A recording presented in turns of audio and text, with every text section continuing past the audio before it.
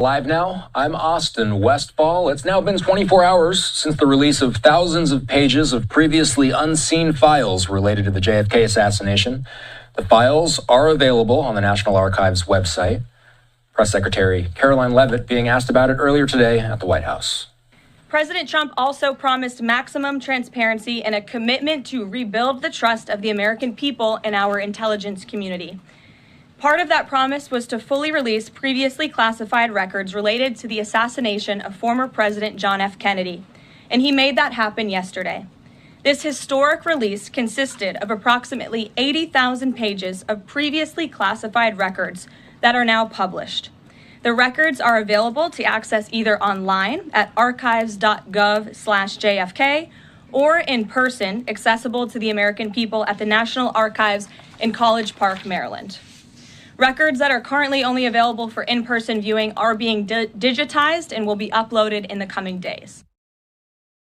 So, Caroline Leavitt speaking earlier about the release of the files. We've, of course, been checking in with our friend, presidential historian and author, James Robinault, about all this. James joining us for the second time in 2 nights. As always, James, it's good to see you. We asked the viewers to send in their questions about the JFK files.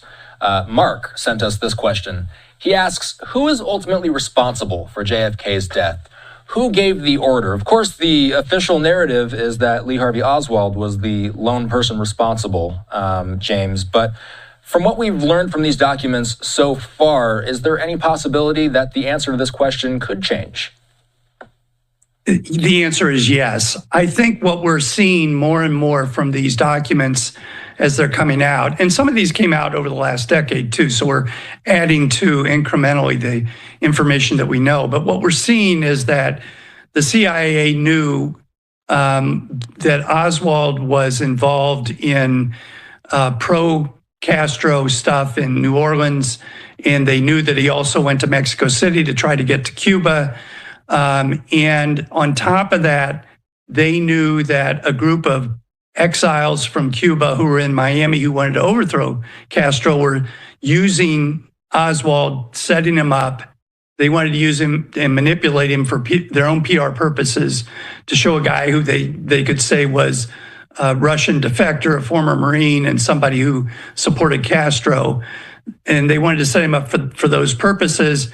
And at some point, that morphed into, I think, them getting involved in this whole idea of assassinating President Kennedy. So at some point, it changed from just a manipulation PR operation that the CIA knew about, funded, to what could have been something that got out of control.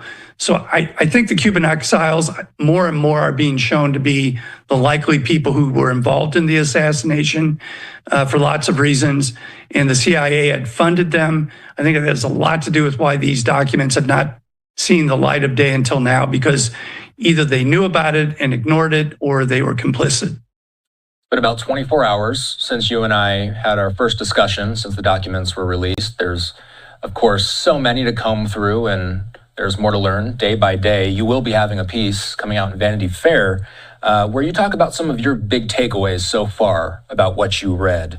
You start off by discussing blockbusters, and of course, there is still going to be more to glean from these documents as time goes on. We're just talking about this present day, what's known so far. But as far as blockbuster revelations go, you talk about the legendary James Angleton, a long-suppressed deposition transcript. What did you learn from that? Angleton is one of the most fascinating figures in American history. James Jesus Angleton was his name, and he was the counterintelligence guy in the CIA. Who really went rogue in a lot of different ways, eventually was thrown out of the CIA. But he did testify in 1975 in a secret proceeding to the Senate, and that transcript has been completely quashed in its entirety until now. And all 100 pages are now online. So people are scouring that, and it really looks like he's talking a lot about the operations of the CIA to get to Cuba, to infiltrate Cuba. And, you know, the whole idea was to get Castro out and to do it through means of, frankly, assassination. So it's a blockbuster. deposition, and for the first time, the world is seeing it. So what have you learned, I guess, and you've been doing lots of media interviews, you've been making the rounds, you answer question after question, and I know you get a lot of variety when it comes to what you talk about. What are people not asking you about? What do you wish more people would be talking about? I think the thing that's harder for people to do is to kind of pull the camera back and say, how does this fit in the overall story? Because the overall story starts with JFK becoming president in 1961, and he inherits two fundamental problems that are both very much intertwined. One is Cuba, the problem of Cuba and communist country in our Western hemisphere. And the other is the CIA and how they're acting and how they're going to act.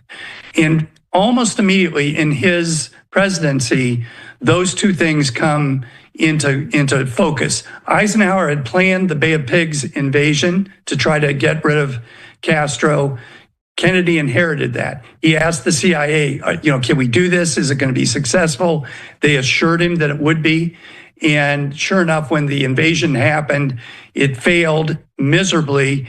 But more importantly, Kennedy withdrew air support, crucial air support, right when they needed it. So you had this conflict that was going to end, I think, in the end of his life, which is the CIA now is mad at him. The Cuban exiles are mad at him.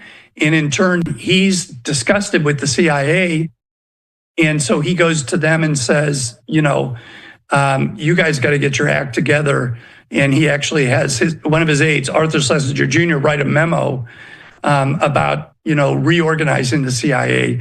The famous line is scattering it into 1,000 pieces.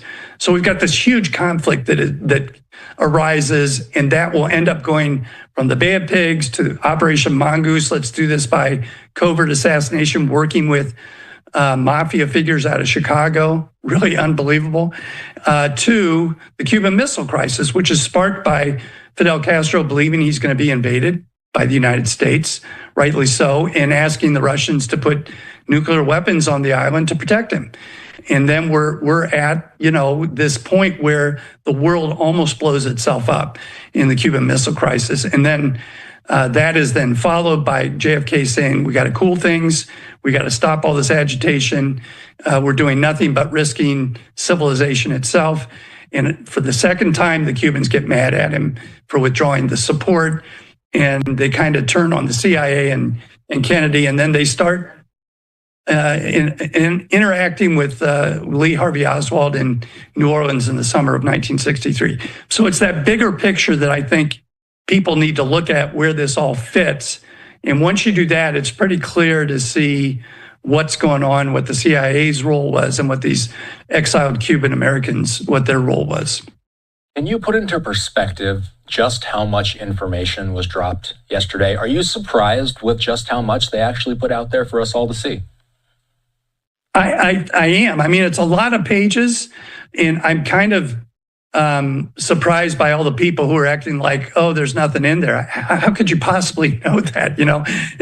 It's thousands of pages. And what's interesting, and I think what people need to understand, is for a lot of this CIA stuff, you need like a decoder ring to understand who they're talking about. So somebody's going to be called M. Scott something or other too, and that's a CIA code for some person's name.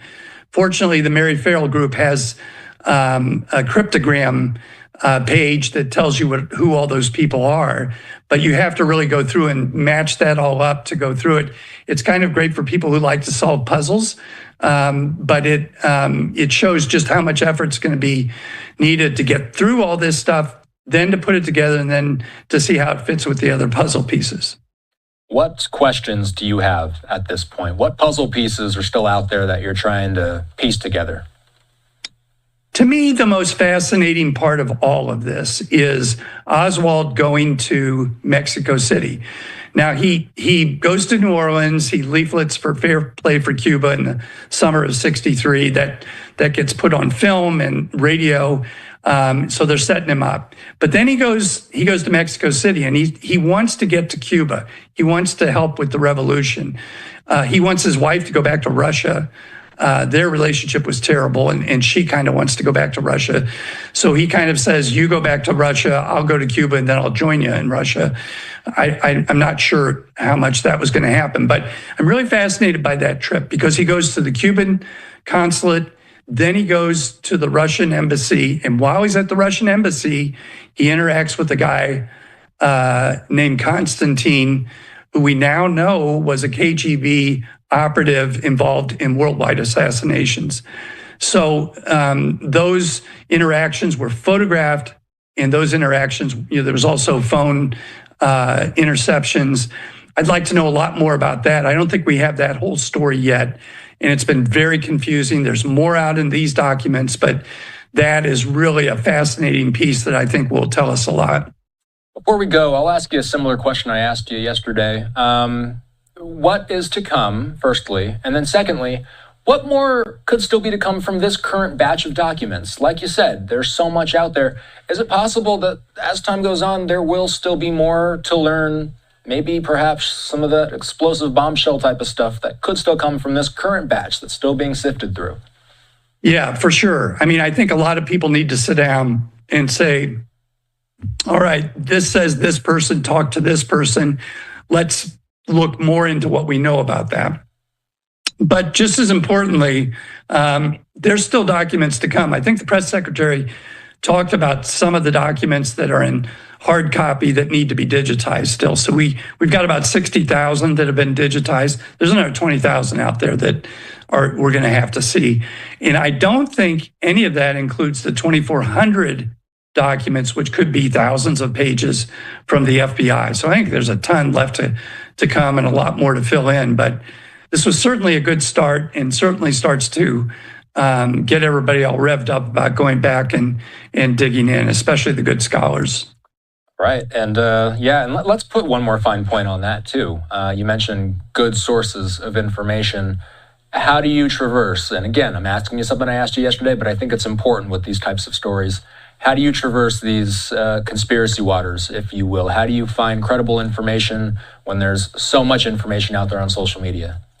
Yeah, the gold standard in this is Mary Farrell, called the Mary Farrell Foundation. The guy who's principally involved is Jefferson Morley. Jefferson, I interviewed for that Vanity Fair article a couple weeks ago, a long interview with him. But these guys are the gold standard.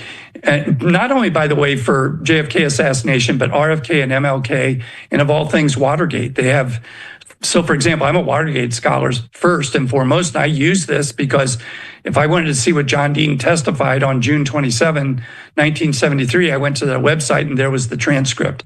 And so they have the primary materials, they put it up, they're careful, they're thoughtful, and it's just a marvelous resource. So I couldn't recommend it more. All right, James Robenall, as always, good to see you.